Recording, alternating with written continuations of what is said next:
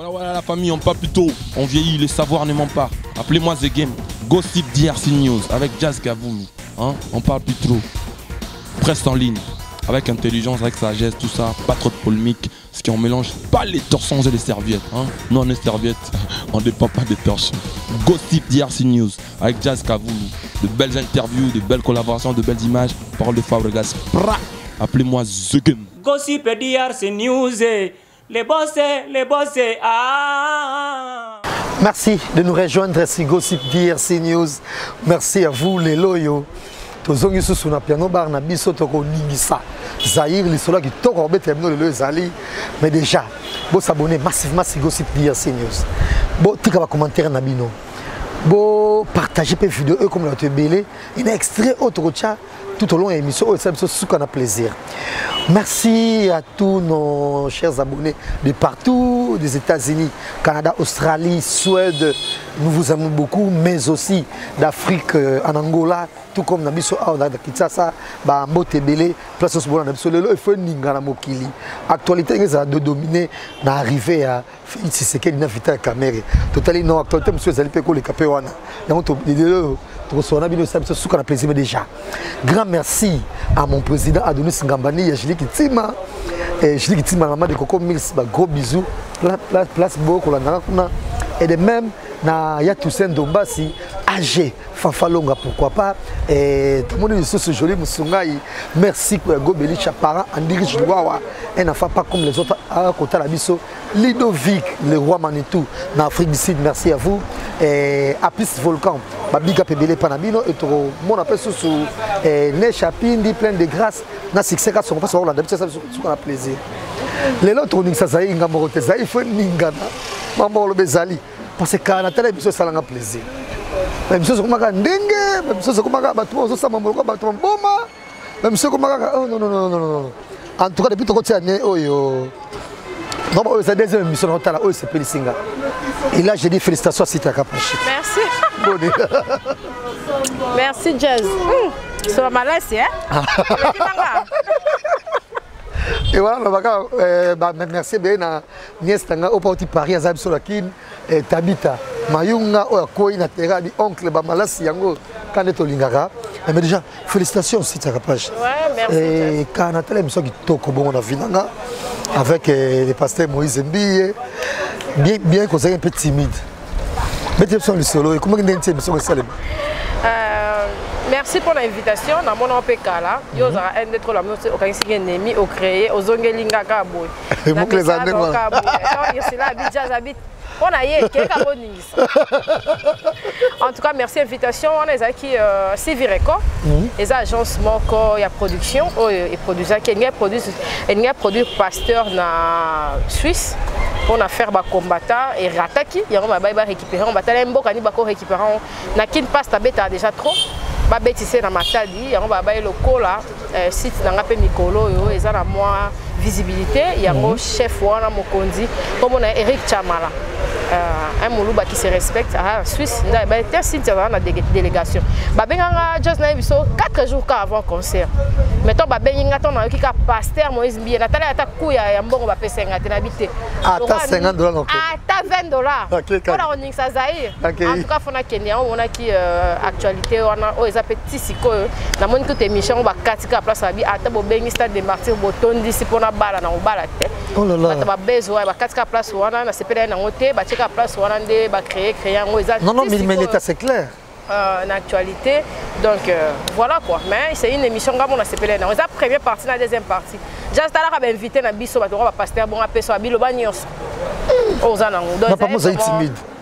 C'est ça qui est question à l'aise parce qu'il y a yo comme non ba bandé émission au lobby en mais émission comme bizarre. So il y a mis jazz on dirait qu'on va prendre jazz, on dirait le lobby de mambo jazz ko le lobby tel on va dans jazz na bête mando quitter. Tando ya mingo pe sanga toma loba. Depuis na pise pasteur on dit bato bazoka trop hein, ba senga lem sous moi. Il y a beaucoup de moi qui bien en tout cas il y a tout ça avec émission. Pour émission pena respect boy. Il y a que ta biba journaliste chrétien. Bah viens il faut vraiment autant la émission en faut en entièreté dans l'anneau et ça rappelle déjà et prenez place si tu as Kapachi et bateau pour Hollande biso bah qu'on est s'abonner na Kapachi et Kapachi Airbag TV et ça biso bien mais Encore une fois, félicitations. Tout le monde a peut-être récemment une conférence de presse pour annoncer l'album de Okoya. Après, les journalistes, comme d'habitude, il y a la télévision, mais il y a des et l'équipe a perçu. Donc, même la maman a utilisé ce combo à Pasteur Moïse Mbi. On sent que Bondo qui n'a pas bon Zambé, mais pas chéri le baga. Il y a yo, montonayo, dans montonayo, une explosion. Une fois matadi, alors ndengeni. Et c'est tant qu'on a comme on a bimbo à jazz à auto c'est qui va quoi na ba makaya. Na lele kuto zala wana pour la sanga banzela pour na eba mboka te na zeka toujours noter na lady wana.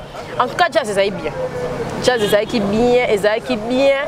Ce que on a 3 parties émission. Autant la pasteur tant la titi d'avion, tant la moninga ngamo effrayé nga. Pasteur a comme Cynthia Ozao, tout le monde en a pas staté.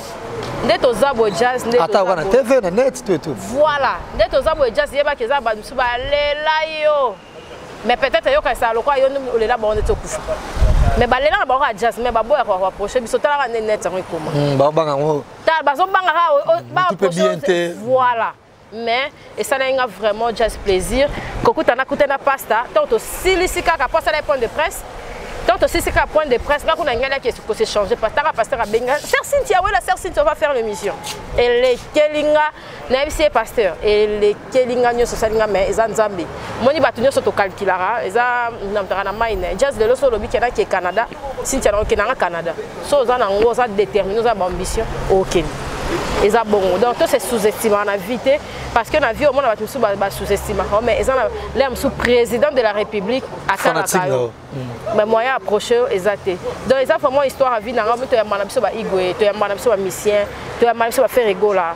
Mais pasteur Moïse Mbi atana e yambelia ko pesa mutu. Donc ko y a ma personnalité à mutu. Jazz. Pardon. Kolongola na petit pasteur hein. Ko y a ma valeur ya. Ko ba na subo parce que mingi comme pasteur na bozuna yenyo sazanango. Na plein église ne salaka. Ba m'appelle comme ba président de la République. Garde quoi pour ça boyer maman se comporter quoi être leader quoi kofi quoi bona boyer même ba ministre chrétien en photo le bango d'être vraiment trop limisanga vraiment mais comment on a simplicité nyonso il était très gentil et yo mokopé ou là tu le vois ça en Christ bon non la maman ça yo jazz na longa na piercing azolo donc na linga qui peut na la linga peut être sans faute zéro faute jazz na biso na mitali na biso ko mona ke a elongwe na longola ki ana cheka na zolo mona ke longwe jazz na ba place mususu ko ba yem so le roté o komi zipa o longola yo mo ba bloko na yo po o mo ba bloko mususu ba tuso za atali yo ka boya ba jazz yo kutoza garçon o ebi ma monde zala za ba film so lingo linge bo tali ka mo lo ne mo bo o bail on comprend tout le cas peu mambo excellence tout le cas mambo belé mais le pasteur vraiment il m'a édifié na émission jazz na team de là voilà clin d'œil spécial à Galia Tita Warren Bokele et de même à Carmen Moukoulumania, Natacha Moukoulumania, passe par Olandanga, depuis Antenne Bongo, merci Nabino, Norbo Sanapete, Hervé, Tita, mais avant toute chose, tout le monde a son abisso. Bon, on essaie émission avec Cynthia Kapachi et le pasteur Moïse Mbi et Bataille, on a une séquence où il était très clair. En tout cas, on a CP, Azas Snob. Donc ça m'a comme c'est long. Il y a ce monde là et quelque part il est comme Jésus-Christ. Jésus-Christ a été pour balater. Oh là là, c'est le baptême va soulager. Suivez cet extrait et puis on va revenir. Bâtiment va partager lien Oyo. Merci. Zamba Pambola Bino. Nazalelo na plateau Oyo et pour tous s'adresser na Bino, tous l'ensemble et voilà. Na Zapena Sengo Yakoyambama. La présentatrice Mounene Yambo Canabiso, Madame Cynthia et l'émission il fallait ça depuis Kala les lonzamba copé cette occasion et c'est un plaisir pour moi et puis nabi que na sima émission oyo ba na nzambe ba pamboma ba congolais ba kosepela na ba congolais pété ba kosepela et puis ba information yoso yo ba lukarabazwa na opebiso to lukato pesa toko pesa merci plus nayo. Je vais m'approcher et ça sera bilingue pour mais ça va tellement la langue de Molière au Touloubarado. Mettez-vous, sentez-vous à l'aise, même en français, au chité, carocoti, au bimi, ça là vraiment. La langue à base. Merci vraiment beaucoup. Pasteur, on a eu une conférence au Ebisibiso que texte et plus événement au Viva. Et puis ce sont des questions que tu poses directement à Dieu. Donc, on pose à question et belé. Et ça, tant aujourd'hui na jeunesse na yo parce que vous avez jeune pose qui est déjà na ko foulé ba ya kokola mais tant aujourd'hui on a yango comme la biso to linga ko ibisa biso que tous ala toujours fort parce que le meilleur il est dans l'avenir. Oui, banzembo nanga nyonso ezaka toujours ba question na tuna nzambe naza mutu moko yo na vanda kimia nazolukana comprendre.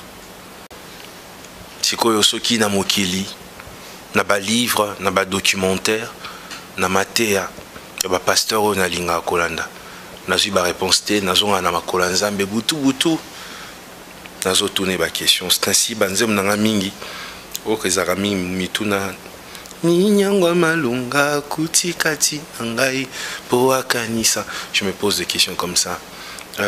Na tunaki ni nyeluli epananga. Je suis comme ça. Alors, lorsque parfois j'ai des réponses, on a commis un zembu. Si on peut la réponse, on continue à tout dans Zambi. Et la plupart, surtout, il y a des zembu nanga, et le belaka makambo na vivre. Nazam tout monter na kendara na ba imagination. Je chante ce que j'ai vu, ce que j'ai vécu, ce que j'ai ressenti, ce qui m'est arrivé. Si aujourd'hui les gens pensent que mes chansons leur touchent, c'est justement parce que dans mes chansons il y a une force et la force de mes chansons c'est les vécus, ce que j'ai vécu. Nazamuto yo nakuta na bitumbe belé na bundisa mingi et tant nazangi muninga olobela na kominzembo. Et c'est comme ça que ma musique, mes chansons, donc c'est vraiment ça. Tant bah créer un buzz et tout, on a invité au Gérango Nini. Je me suis demandé sentir ou bien Zara Kikara pour expliquer le problème. Il y a photo au Bengaki, je sais pas, Nani au Bengaki, et puis il a eu le son qui a partagé sur internet. Je sais pas qu'est-ce qui a fait ça parce que nous avons déjà nos lobby Omi Kangan reçoit et tout. On dirait, et ça l'appelle le sous et diminuer le sous confiance et pas abattu. Voilà. C'est vrai que quand on vivre au Makamabongo, c'est vrai que ça diminue la confiance parce que Mungongo Batu Bayoka, Ngozongi na Lisolango, et ça rappelle ça Mungonga. C'était une cousine à moi qui m'avait appelé. J'étais pas à Kinshasa, j'étais, je pense, au Gabon. J'étais au Gabon à Libreville, à mon hôtel. Et puis une cousine m'a fait un message. Pasteur Moïse, elle me posait quelques questions et puis elle a répondu. Non, écoute, Nadine, Nadine, c'est ma petite soeur. Et puis voilà, mais bon, peut-être par imprudence, message en vocal et KI, et puis quand on a internet et tout. Bon. Je dirais pas que ça là qui on a monté mamabé, ils a peut-être atindeli mutupe. Non, la solina ezanango boye yomoko yoka et puis voilà, c'est comme ça que c'est parti. Mais bon, on regrette pas, mais c'est pas pour ça aussi que photos au batunyoso. Toko ça on a carré moko ya ba méchant. Vous voyez? Son abandiota la bongo, non, on va dans sola Cynthiate parce que je me dis non, cette fille là elle est méchante. Oh déjà yakawana sala kinga boy non. Je pense que il faudrait pas qu'on résume son expérience à Liboso. Ntako Salomabe, même quand Moutouana y est pas qu'on y a l'obia sauvé. Vous voyez? Et puis je pense que tant que Satana a permettra qu'à trahison na vie à Moutou, objectif Nezara Abib Samoutema. Lorsque tu as un bon cœur, maman, et que la trahison est l'arme, peut-être parmi les armes efficaces du diable contre ceux qui ont de bons cœurs. Motema a tellement bien cœur bandosko kolukaka ba proche na bazo qui kona motema pour que okanga motema au changer au ciel la subat malamuté. Voyez. Alors quand tu es blessé, ça ne donne pas la victoire au diable. Et le sa victoire et pas diable les asso qui n'a à blessure wana ozuba décision oyo il ne fallait pas oser. Et moi, je pense qu'il faut battre bazar toujours fort. Je ne dirais pas que Nassala est fort, on a mais pour que malgré les déceptions, malgré les trahisons, je continue à faire confiance aux gens, je continue à passer du temps avec des gens, à rire avec les gens, à faire du bien et à accepter aussi les biens que les gens me font. Vous voyez, moi je pense que c'est ça. Bation Sofuba et Bakango, l'arme du diable contre Bato Baramité Mamalam, ils ont la trahison. Lorsque le diable vise ton cœur, il utilisera celui qui a une place dedans. C'est profond. Ah oui, lorsque le diable vise ton cœur, il se servira de celui qui a une place dedans. C'est comme ça. Son banjo vivre la trahison, sache que Satan a réclamé mon thème, non baby sang. Or Bible loba, battez la mon thème no kole kanyos. Son mon thème no baby. Moni lelo émission yo et ça les 6 mois na internet. Télévision na yo airbag. Na 6 mois en combien de followers? Batbo Orlando ba combien? 13 000 personnes. Token est déjà 14 000. Vous savez pourquoi? C'est parce que moté manayo est bien. Moté mano de salake batuba Orlando. Mouto aza méchant. Oko à cause azol ba makam malam. Mais otali kabo, isa batu mususu ate komi la kayo mona mutu musu otali obi. Ah, na santa moté mananga e simba ate na ye.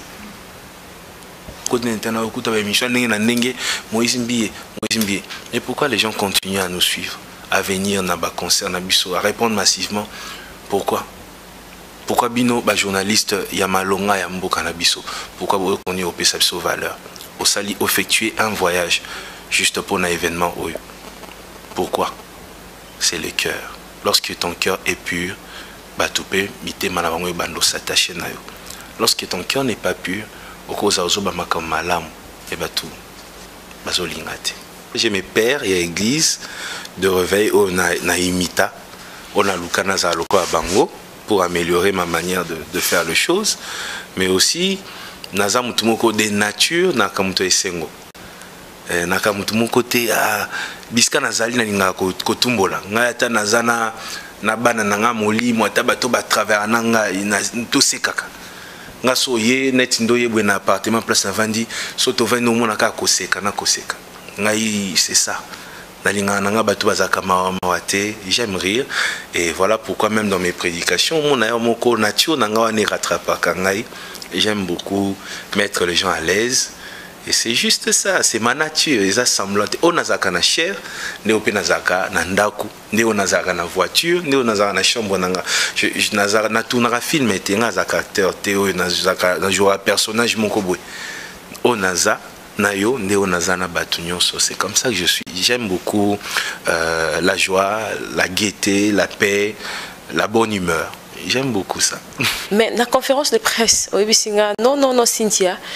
Na podium, j'aurais pas le temps de prêcher, n'anga même pas qu'au prêcher.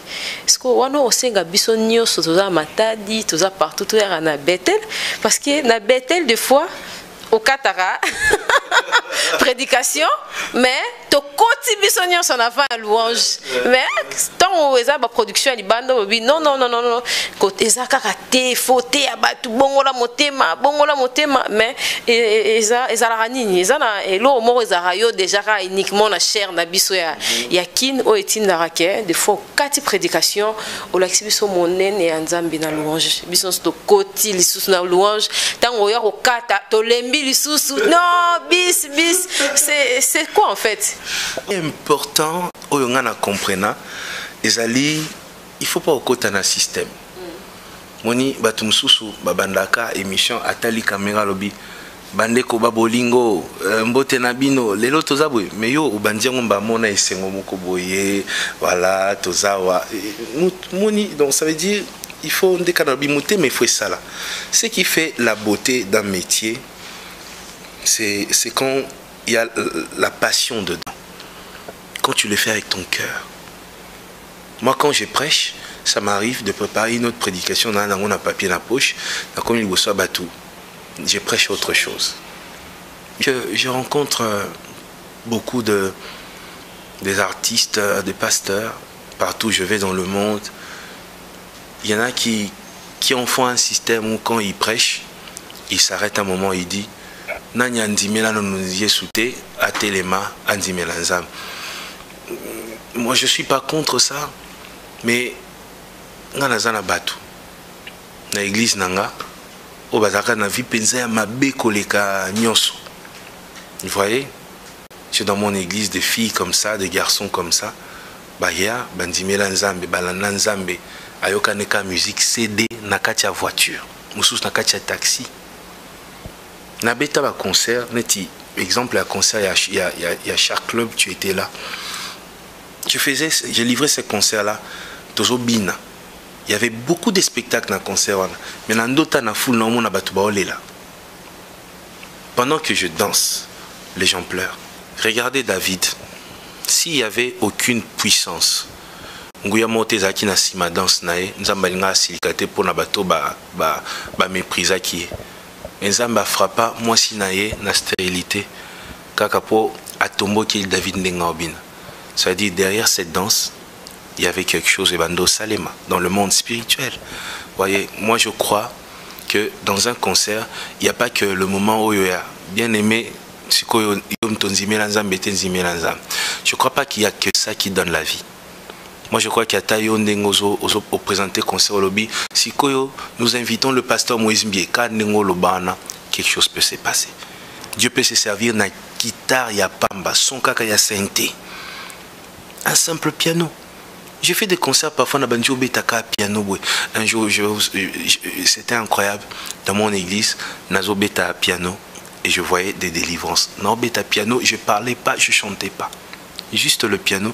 Et je voyais les gens vivre leur délivrance. Donc moi, je crois que dans un spectacle, dans un concert, chaque instant, chaque seconde peut transmettre la vie et les gens peuvent être transformés. Donc je ne suis pas obligé d'arrêter les concerts, dire maintenant on va tous parler en langue. Maintenant, maintenant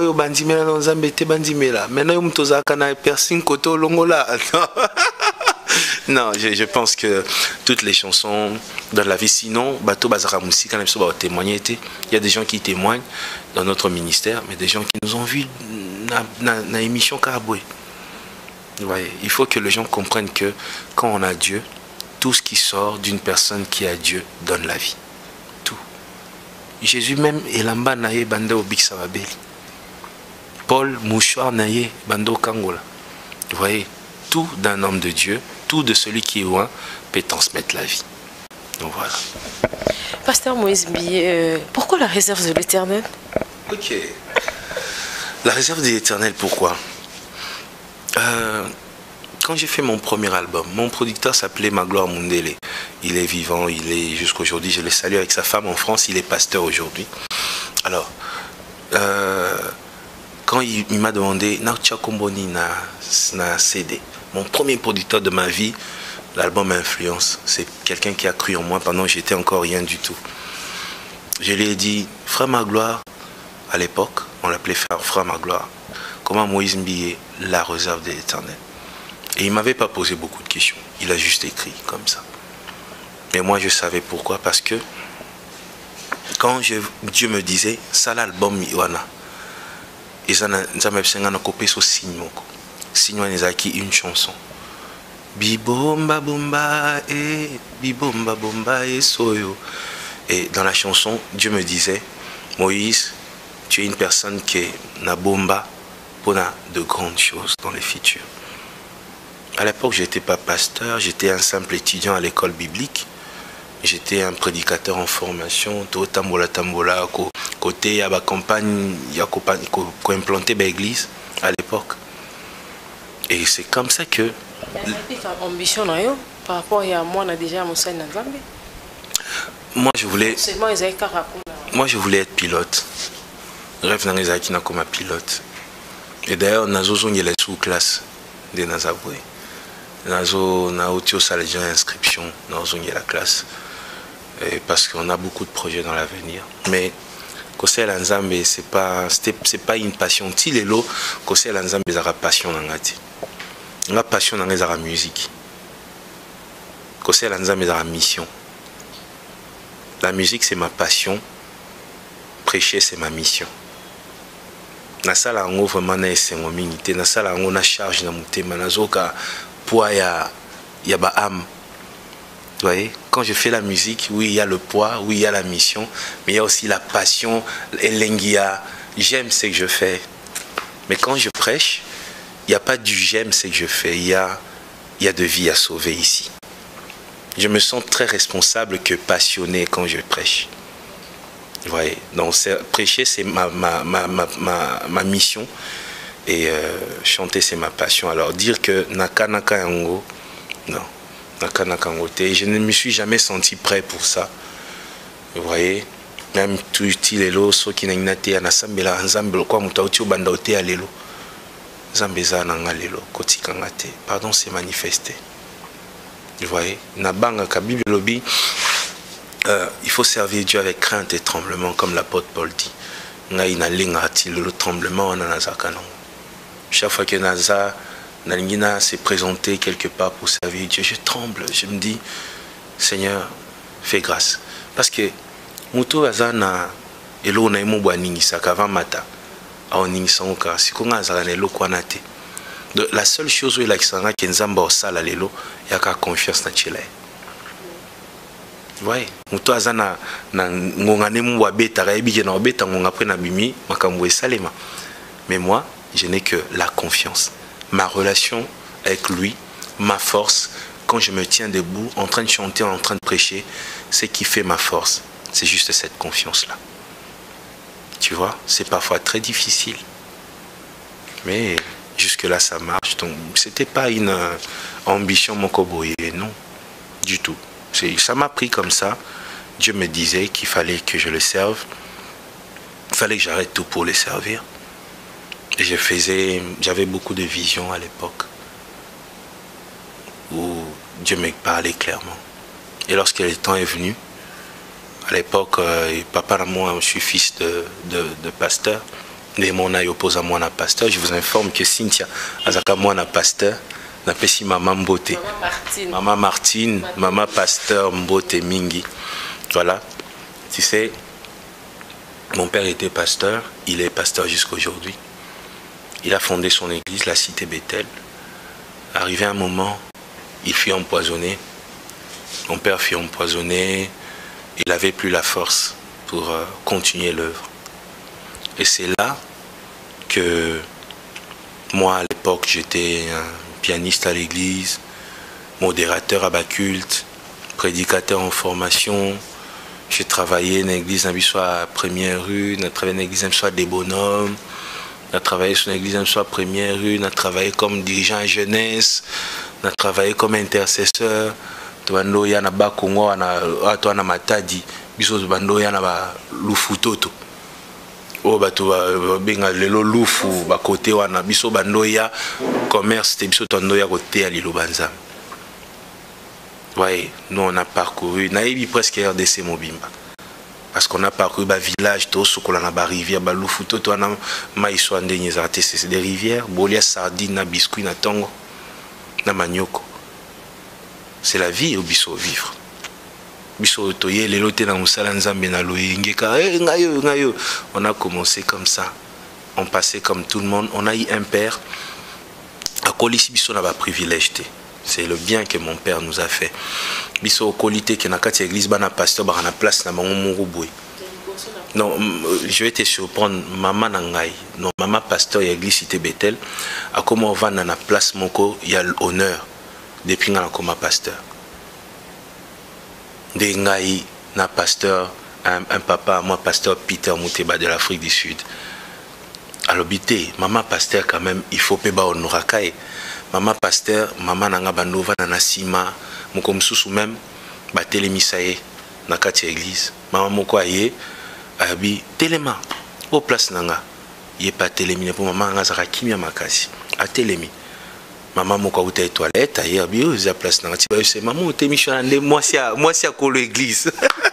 Ayo senga pardon mais ma mère disait non moi biso ko libongo comme tout le monde na kati église. La seule chose qui a fait que les gens me remarquaient c'est qui ba piano nanga. Tobotama 8. On est au nombre de 8. Mais ba ndeko na misu batu ba yebi bongo te. To kola bongo. De l'autre côté, c'est son travail, ce n'est pas le côté moi, un pasteur. Sinon, bande de konangagnon se fait baïbana. Vous voyez? Non, on a grandi comme ça jusqu'à ce que j'avais beaucoup de visions, de songes qui disaient ça. Et puis un jour, mon père, à mon église, mon père a lobby, nasa nini pour église mata, a organisé réunion. Et à l'époque, moi, j'étais comme le pasteur de la jeunesse et adjoint de la personne qui dirigeait. Des places nasenga, papa nangana ipsi, papa pour église mata, bien église. Pesangana dirigeant, papa talinga lobby, non, aboy. Il a refusé mon père. Mon père a zwangate qui a vendu Singaboy, a bandio la kisanga de manière spéciale l'église des Akaboy non. Na l'écrit na ndenge mona basela nzambe nyoso. Yepa yoka kana sa. OK, Moïse a comment roté ya mungu tolba petuan aventurier wana. Vous voyez? Et c'est comme ça que à l'église, on c'était une réunion, il y avait beaucoup de gens. Batunyo so bazana na réunion atiloba vivant na kotanga même bakomona bon. Bango nyoso ba vivant. Atma moko kufate. Papa boy, batamwisi sous liloba, m'sobité tout ça, après 21 jours et matira à l'église. M'sobité tout organiser retraite mon boy, m'sobité tout ça moi manifestation. Non habité, ton bazon ici na bibo pian église, papa boy sous. Ba tout ni souti na ko bise papa, bo pian église bo pian 6 mois. Na meka. Ce qui 6 mois dans 6 mois na ko quitter ko relever église, bo toling église, je laisse et je voyage. C'est comme ça, papa Bibon Bolobini. Bon, il soit Bibon, Tomekae, il est jeune, il a des idées, qu'on essaye. Et j'ai pris l'église, et dans 3 mois seulement, l'église était relevée, avant même 6 mois. Après juste 3 mois, l'église était relevée, et jusqu'à aujourd'hui, je suis serviteur de Dieu, je suis pasteur. Mais comme j'ai dit avant ça, j'ai été à l'écodim. Comme tout le monde, dans l'écodim, dans la jeunesse, dans 6 classe, dans une école biblique, dans une école biblique, dans un diplôme dans une école biblique. Après ça, j'ai implanté l'église, côté à l'île Banzambe, dans un village à Mike, Kola na Bazamba. J'ai fait intercesseur, je suis d'ailleurs intercesseur jusqu'à aujourd'hui. Et puis on a dirigé des chorales dans les églises. Et là, j'ai quand même de quelque part parce que dans Zembo loba ba misusu ba mataki no ngomba e bat babeta mabaku ba belela ayoka ba. Mais c'est vrai, maman ngai, il y a beaucoup de gens qui entendent soir oui ba tebe bana bangomba en train de prier. C'est vrai. Mais isana bato yo Bible Zoloba, Daniel chapitre 10, Bible moi je loyais et pas Daniel et puis Daniel. Mon katango ozwaki likanisi ya lukanzambe et sinzamba ya no la kyo. Deux ans batum sous Cynthia ba comment à niveau que il suffit que à penser na loko. Nzamba salion. Notion de fidélité avec Dieu. Nzamba okomiso na niveau wana. Alors bato ba matana na bangomba c'est bien mais belé peu matana ngomba na aventure. Bamsou matarana par curiosité. Bamsou pe matarana zana ba rankine 1000. Azana ba tout ba problème. Autiko swana, autiko yiba, autiko finga. Vous voyez? Après Matingomba, qu'est-ce que tu veux que Dieu fasse pour toi? Mais lorsque oso vivre vie na au bien, tu atteins une dimension où tu ne forces plus avec Dieu. Tout ce que tu fais marche. Pourquoi? Parce que Psaume 1 d'Engezoloba, ozotambola selon l'Ilobanzambe. C'est tout. Ngai, en tout cas, je confirme encore, j'ai des moments où natombolika loboko apamba nzamba sali par rapport à mon toit où tu as 30 jours na ngomba. Na force à sous nzambete. C'est tout. J'ai compris les principes. Batela mote manayo. Tambola début ba interprète ba na lima. Tambola bien. Et puis zana bolingo pona bato. Na nyonso sala. Sala ka effort que na lipamboli nao batu pe belé ba profiter nao. Lipamboli so eza ya mabe ezara ya mutu moko. Somo lipamboli ezara ya mutu moko c'est qui a bien te. Lipamboli faut ezala e bande pa na yo e bantu bibilo ba ya lokwa mafuta e kitina mutu aron e bantu kitana mandefu e kitina bilamba. Lipamboli ezala bon. La vraie onction, la vraie visitation, ça touche une personne et ça touche toute une génération. Toujours à héros, champion, tout le titre on a mis sur l'album parce que ouais touché biso mingi nan yeswati kingate héros Sanga yeswati kingate héros bapesa bilaka bakanga téléphone vraiment yeswa boyingate. Non, Ngaï, au fait, qu'est-ce qui s'est passé? Quand Dieu a commencé à m'utiliser, j'avais beaucoup de gens qui me disaient Moïse, on va te soutenir. Moïse, on va t'aider. Tu sais, quand tu as un père malade, avant d'aller à l'hôpital, il est empoisonné. Tu es comme un orphelin. Et c'est dans de telles conditions que nous, on a commencé avec Dieu. On a commencé nos ministères, papa maladie. Vous voyez? Et beaucoup de gens qui devraient me soutenir ne l'ont pas fait. On est passé par là. On a eu de grands frères serviteurs de Dieu qui ont refusé de nous soutenir. Voilà, basigana na Hollanda, basali nzambe pona senga mbongo te. Hollanda ba pona na senga bango encadrement. Nous avons un niveau de encadrement. Baboy ko encadrer ça bango vieux. Na ingi na ekola musala o la kisanga. Viens demain nga baboy la na encadrement. Mbongo te encadrement. Juste encadrer nga la kisanga musala. Nga baboy la na yango. C'est toutes ces choses qui ont fait mes chansons. C'est Pelisa motema nangai. Sale loko mokili kamwa nanya ya kawa na mikumba Yesu alobia zosili sango nanya senga kieli sungi tala lola ndenge fungwami baluka po bakwe isanga Yesu atiki ngate héros bapesa pilaka na bango bakokisa jamais Yesu asali nyonso. Voilà, c'était là les pasteurs Moïse Mbie, les très célèbres pasteurs Moïse Mbie et Cynthia. N'habitez, maîtrise de nos sokiango. Jazz, avant toute chose, il faut prier. Hein? Avant toute chose, jazz, il faut s'embêter parce que les gens qui jazz, ils ont solo. Ils compris le phénomène de solo. Atteint team na yo sondeni. Ce qui est place, attends la mission, attends tourner la Fabregas. Sauf Fabregas, c'est que rendez-vous. Quand on va en surtout bio, ça gentil. Ce qui est tourné, si tu as un ensemble qui n'est pas Fabregas, tu sais, on a un simulation, c'est pas baby sanité, mais invité la biso.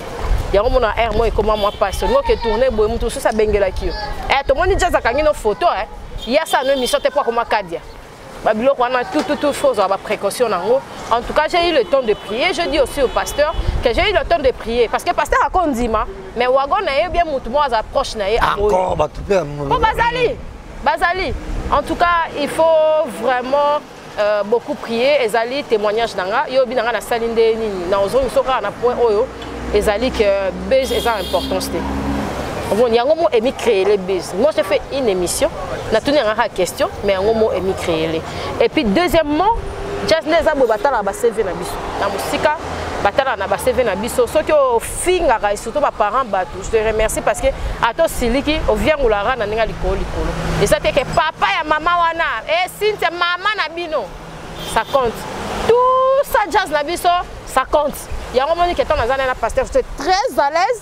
On a vu que le pasteur de Atala CV Nanga, a vu que Nazarana Potanate, a vu que Tasso la Siliki na bomba na coulisse, Nio Soana et joué un rôle, il y a un moment vraiment de Nazabo.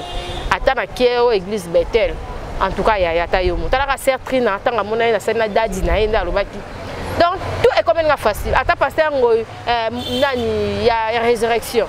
Pasteur Ngoy. Au moins, la question de Yambe, c'est comme facile parce que c'est la fille qui a reçu le pasteur Moïse. Et Jip, vous avez un pasteur, moi, Jip, voilà, Ezaki spécialement. Ça, de son mari, on fait la boutique, moi, oui, quand on lobby, Jip, on a son mari qui a awa. Et puis, Moutate Kelenga, on va baki Cynthia, na bombe qui robe, oyo, n'engo qui ma tête n'a mis sa robe. Nga mo peut-être na comment qui wana na lata qui on a ben robe, oyo en tout cas, so mo sena nzamba moninga abenga ngate. Au niveau sopa na taba kona be bat ngalo ba jaso ba moninga ba ko seta babi. Cynthia, oh pardon. Oh robe za équipement pour la émission. Mais c'était bien jazz et ça lui peut que ba mission na biso mondaine, o ba négligera ba biso, ba comprendre que tant que ya répond na bango ça pour la visibilité na bango moko non ezara pour na biso te. Parce que tu trouves pas que pasteur plein peu contact quelque part et ben musicien chaque dimanche comme ça la plein modèle à cité Bethel c'est pas donné à tout le monde de ce temps on va l'idée pour ça va succès et ça la musique ça mais pour ça succès parce que Moïse Mbi ba plein modèle wana mais quelle humilité j'ai beaucoup aimé l'émission et en même temps dans la rapide les kata qui caméra kata qui ataba 3 fois mais non on va attendre wana nga pele ka do vient ngule ka ba solo kara non betele ka ma solo kara pour Eric Ndara ba tabi non on va faire le mission sois à l'aise ma sœur Cynthia sois à l'aise on va faire le mission nga ko no boya ba question ma bi non poser gagnon et on mona poser mais quelque part et biso ba célibataire tout ça aussi lika parce que tu ça un peu soulagé koyoka ke ozela appel à Nzambe comme si vous ozela appel à Nzambe mais biso de soba ibi on baby tous appels à Nzambe oui mais tu vas na kobo quand même mais c'est quoi et question ils dit quand même capital faut tout naé comment il fait alors avant d'aranaé et moi abinanga ba azara trop yemoko enfermé de lui-même des fois il fait des 3 jours abimate juste pour prier et ça ba sacrifice ya ebele moni bablo mususu epi autorité wana esenga ba sacrifice makasi yo yebi ke biso basi to be basi ebele ba bebisa ba carrière ya batu basi ebele ba bebisa makambu ya batu mona mutaza célèbre ka po abali mambo koyi donc il faut qu'on se la directif yo yebi ke nga ba question mususu ndeti oh yo opposé pasteur nga ta loti lobi jazz dans opposé na on te dit oh yo modèle oh yo tenga fana ina yeba yo pour tout nango venga si lobi dans tout tout le monde le sait bon on va pas tout nango te un jour pour ce jour on y a ba question mususu fera tout na mais dans ça créer na yeba kaka et déjà biso c'est noir et blanc et te fera na kobo mais ce que tala que biso ba garçon déjà et bon excusez ba terme qu'on employé ba mais pour notre émission té biso ba garçon généralement ceux qui sexe et télématé le stress biso déjà même pasteur qui est célibataire d'ailleurs ceux sexe et télématé aux agité faut le caïba qu'est-ce qu'il va pas et si quoi yo muluba qu'il est baluba non avant tout bazaka moi moto moko si quoi yo ba tilelo wana za cuisine interne parce que cuisine interne mais on ça va être mieux ça va être mieux parce que biso même moi moi glissement moi peut-être trop landa pe peut-être on va la psychoté mais nazana moins engagement attends l'engagement mais il faut ça l'amour quand même voilà place problème ezali faut pas la monter mon salaire même mais yo yebi kata ba joueur musupe ba sala na ba ba biloko wana te ba kanga na bango ça dépend bikila o kanga demo mais troisième fois ina ne pe bazali te ina ne te na joueur simba te ya solo simba ya go faut lâcher donc voilà le problème ezali donc net singa na ba ke après ça verset moko biblique soki nzoto esengi okotanga ngombangu après epesi epongi olali na yo yango nde pete nga na yeba sitaka pache mais aux attend bon le col la ouverture eza déjà prochainement aux attend bon ba jazz en tout cas to ke non kuna au solo pena motuna nzambo ça l'interview comme ça yo moko tout na ba question oh yo lingi parce que moi on a déjà son na yamba nga cha mutu à l'aise ndo le bina za timide et za timidité et c'est que coach na place parce que tala kaka ba betel o ba na bandimi combien de pasteurs au botala na otala pe image na ngane na oteka donc encore tout na question changa te donc il faut na yeba que aza pasteur ata question mariage soko otala ke na tuna ki yango na konta ki yango na ndemo ata question ya photo soko otala na tuna ki question ya photo mais na lobete ke pasteur okanga photo na la fille na zwa ki on na ndenge ya voice comment voice et bima qui ose expliquer makambo moko ça qui intimement ya yo yango wana répondaki jazz za ba plateau mususu comme yo moko ya ki na question mususu comme na mususu parce que on appelle que buzoba o biso to poser quelque part ah ouais simbati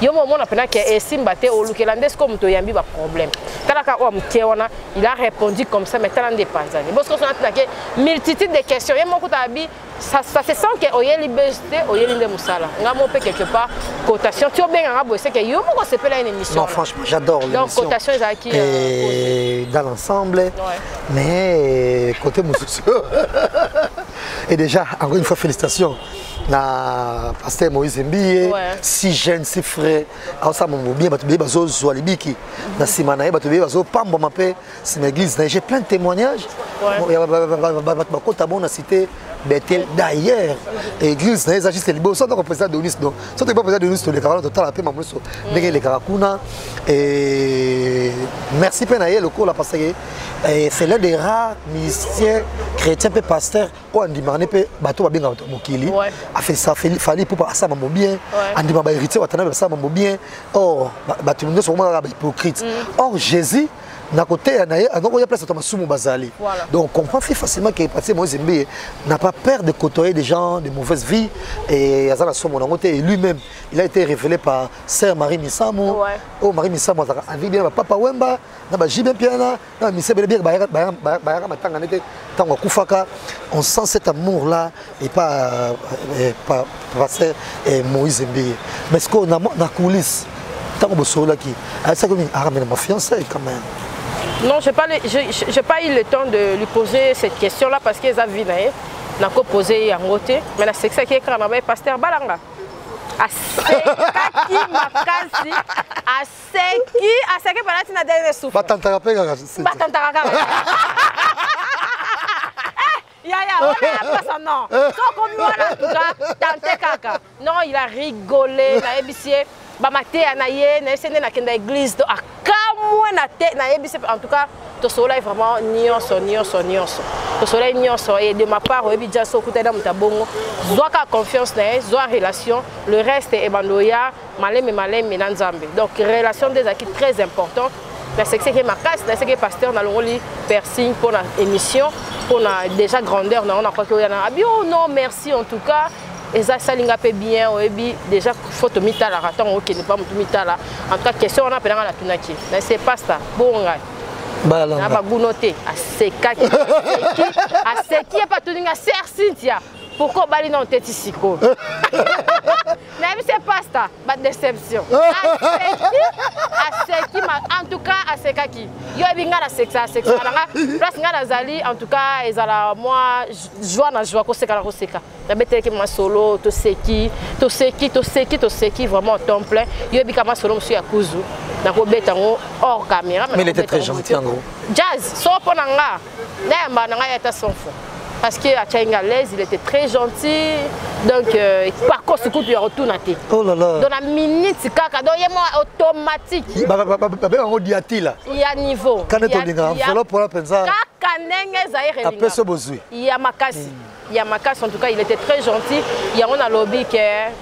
ba négligeable tout il y a un moment qui a tellement que ba mission na biso koto ya biso ba trop kilo na bité na observer il faut que ça ngamba na ye il faut finir que bato ba été voilà généralement donner des leçons donc il s'est montré qu'il bateau de même mais ça sur l'action journaliste c'est ça la émission oh mon dieu bon c'est que comme Moïse Mbiye était il y a tout le dimanche à ça plein d'églises voilà ne pas regarder sika il y a monné le loco il y a pas ça Moïse Mbiye bon ben ça va plein modèle voilà mais vraiment en gros c'était bien mais moi que ce moment Moussou dans ma jeunesse il a eu un enfant est-ce qu'on a tout été parce que bête m'a appelé à un moment bah rumeur mais tout même éclairé et parce que même Bible lobby et c'est comme ça que Moussoumuki a bongwani donc et là l'équipe tant on jamba loba tant Bible lobby Jésus lobby so on dit mais ngabo ça miracle ko on a ça là et nous loba ka ndeko bongola motema ko bonga motema facilité bana linga mambo mokili bana mambo viangula mambo nyoso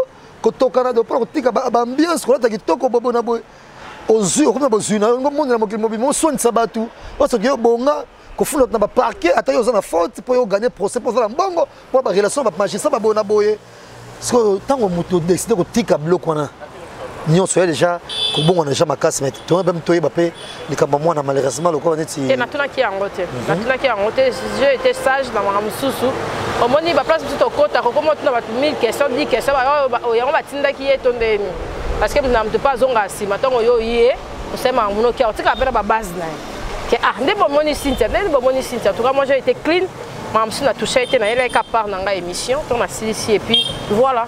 Est-ce que vous avez dit que c'est peut-être une émission parce que moi on était libre à jazz. On a déjà eu que va traiter d'hypocrite trop. En tout cas, en 2019, en tout cas, on va nous aller clair. On nous aller clair. Il y a un moment qui jazz na biso. Donc on a eu aucun souci. Aucun souci même. Pour nous, on va conseiller na bino. On va conseiller à misusu. En tout cas, j'ai été clair. Ceux qui m'ont CPLAT pour la seule émission de pasteur Moïse Bié. Maintenant que pasteur a CPLI na ya makasi. Il y a kosaka na kutu te. Donc a CPLI na nga azaki gentil na biso ke nga na no luka pasteur. Maintenant na kuta na pasteur il était très gentil envers moi. Il s'est sœur Cynthia na yebi. Albi kutu nani na Cynthia ana matadi Seigneur. Non qui m'a. Donc c'est que quelque part a yebi que sœur Cynthia moi avait un souci il y a ça une émission. Donc chargé presse la communication na privé. Azala déjà wana. Raissa. Donc batu biso sona moi je m'en fous. Attends, si l'église et le Bible, il y a déjà ton pasteur à considérer. Après, si espace, moi, c'est l'essentiel. Les restes, en tout cas, on est taliban. Et puis, pasteur, après, on a non. Voilà, point bas. Le reste, en tout cas, on a exactement.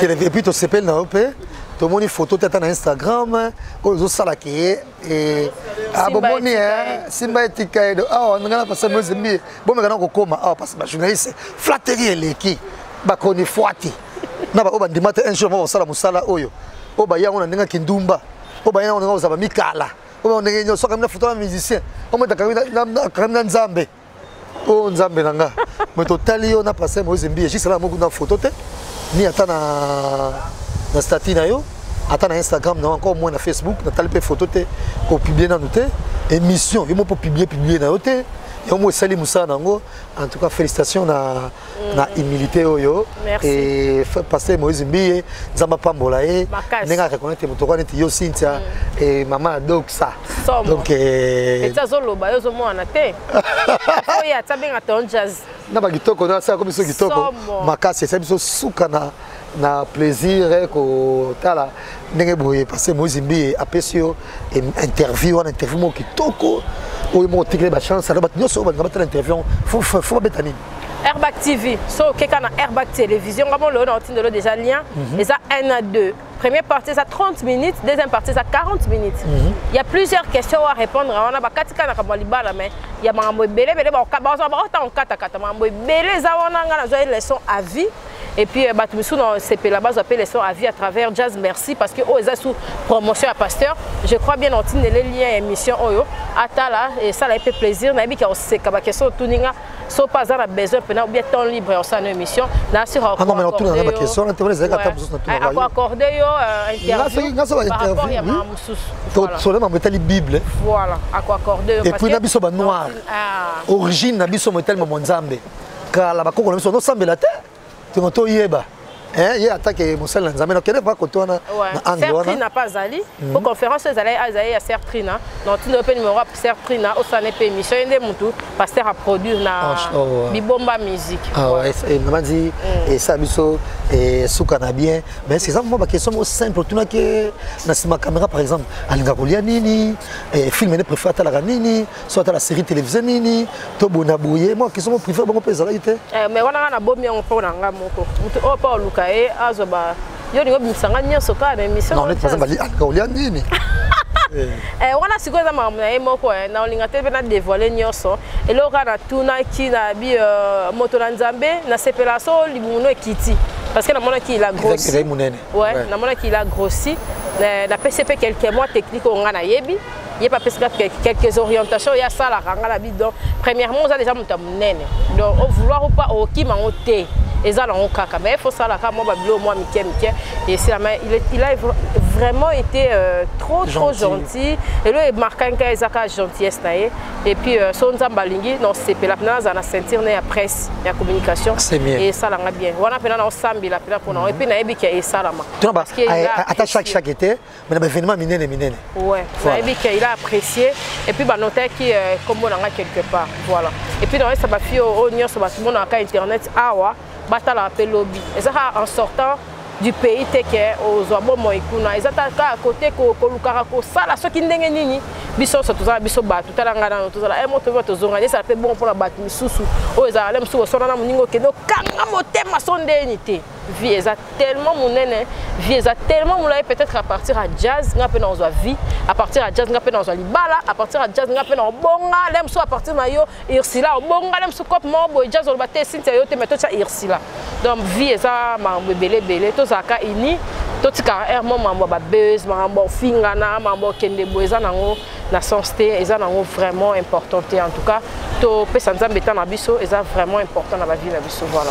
Voilà, déjà, vous retrouvez Sitaka Pachi dans Airbag TV. Le déjà, vous savez, le reportage de tel bon Félix. Tu sais qu'il y a Vital Kamere et Namadi Bonanda Fidel Ngokuna et na émission monsieur Zoya aujourd'hui vous avez parce que vous avez fait Becky non tu n'es pas en interview surtout Salina yo non ngato s'appelle plateau moko Becky Senda mon amuluba a comment travailler nangai donc calamité ba no mon na passé déjà moi deux émissions à Sali reportage à 32 à Kofi quartier latin émission moi ya reportage à JB donc fui on a Pembe Becky Senda comment travailler nangai on a peine à moi temps à repos voilà et en même temps et bah retrouver sur le Congo comme d'habitude. Voilà, chaque dimanche à 20h30 et puis mardi à 16h na Congo.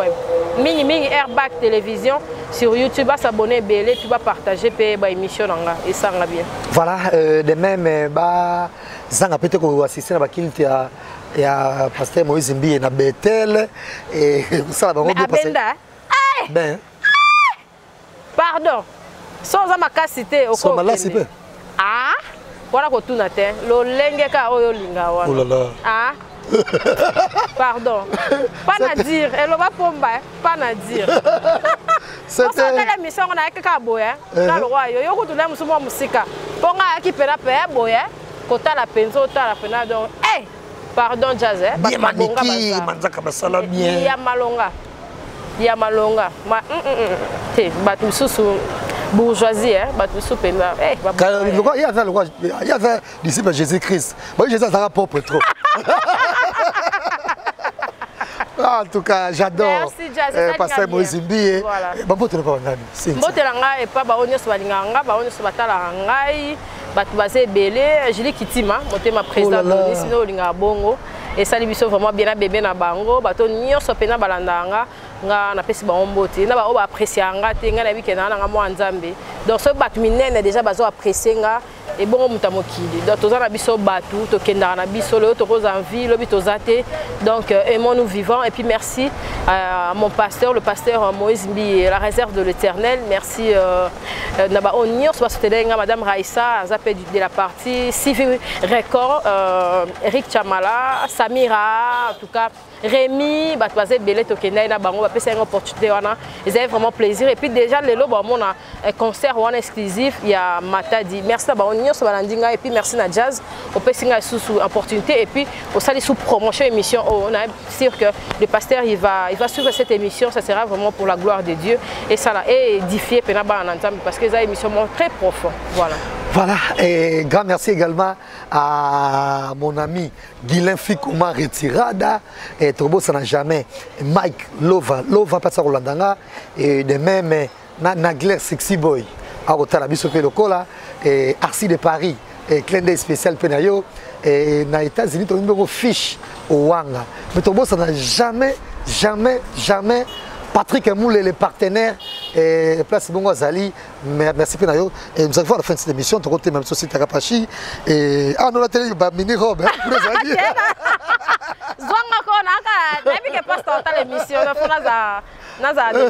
Non mais c'est tenez ça qui toko c'est vraiment des ça peut comprendre un peu bon si pasteur après si pour tirer les ananas. Nous avons parce que